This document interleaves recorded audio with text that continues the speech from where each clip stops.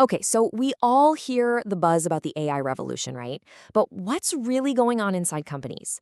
We're going to cut through the hype and look at what over 1,000 executives told us about their actual journey with AI, the good, the bad, and the surprisingly honest. First things first, let's get the lay of the land. It's time to check out the AI report card and see how companies are actually grading out. So you have to wonder, how ready are businesses, really? We went and asked them to score themselves, and the average number that came back, well, it tells a pretty interesting story about where we all are right now. And here it is. The average AI readiness score is just 52.1 out of 100. Now that means most companies aren't exactly starting from scratch, but they are a long, long way from being experts. They're just kind of stuck in the middle. And that middle-of-the-road score makes perfect sense when you see this. A whopping 58% of organizations are stuck in what's being called pilot purgatory. They're running all these little experiments, these small tests, but they just can't seem to make that big leap to full-scale adoption. All right, so if most companies are stuck in this pilot purgatory, the million-dollar question is, why? What's the holdup? Let's dig into the biggest roadblocks that are slowing everyone down. And this quote just hits the nail on the head. It turns out the biggest challenges aren't really technical, they're human. It's this wild paradox, right? Employees are so swamped with their day-to-day work that they don't have time to learn the new AI tool that's supposed to save them time.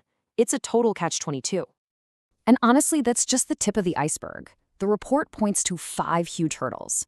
First up, the number one problem for pretty much everyone is data fragmentation. Your data's all over the place. Next, you've got big gaps in policy, which leads to people using shadow AI. Then there's just plain old change fatigue. Employees are just tired. On top of that, a massive skills gap reported by over 70% of companies. And finally, undocumented processes. Because let's be real, you can't automate something if you've never written down how it works.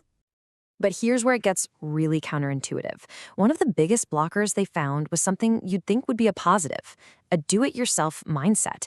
It's ironic, but the very tech teams that you'd expect to be leading the charge are sometimes the ones holding things back, insisting on building everything themselves. Okay, enough about the problems. Let's flip this around. If that's what's holding companies back, what are the companies that are actually winning at this doing right? Let's talk about the enablers. And this is just wild. While that DIY mindset we just talked about is a total progress killer, having zero prior automation experience, turns out that can be a massive advantage. Think about it. Companies that are starting with a clean slate don't have to unlearn bad habits or rip out old tech. They can just leapfrog everyone else and go straight to modern AI. So, what's the playbook for success here? Well, the report pretty much lays it out. It all starts with that solid foundation of documented processes. From there, you need a centralized task force to guide the strategy, and, of course, executives who are truly committed to driving it. And to build momentum, focus on quick wins and create your own internal AI champions to get everyone else excited and trained up. And if you're looking for the one thing, the single silver bullet that makes the biggest difference, this is it. Having a clear governance framework gives you a 6.6% boost to your AI readiness. That's the biggest single factor they found. And this isn't about locking things down. It's about creating a safe sandbox with clear guardrails so your employees actually feel confident enough to experiment. Okay, so when you put all these different patterns together, you start to see 4 common company personalities emerge. As I go through these, see if you can spot your own organization. First, you've got the visionary bottleneck. Lots of big ideas from the top, but the data and the plumbing just aren't there, so they get stuck in pilot purgatory. Next is the cautious incumbent, who's so focused on governance that they end up with analysis paralysis. Then there are the grassroots tinkerers, where you have tons of people experimenting but no central strategy, which leads to really inconsistent results.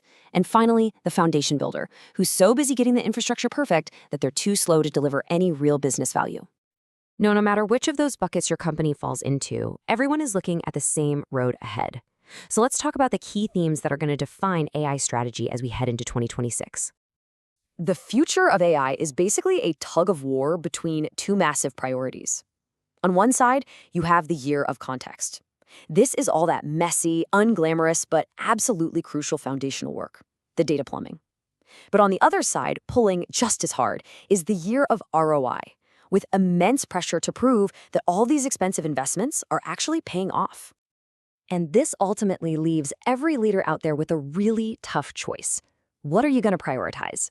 The boring, foundational data work or the next flashy pilot? The data from over 1,000 companies strongly suggests that one of those has to come first. The real question is, which one are you going to bet on to define your success?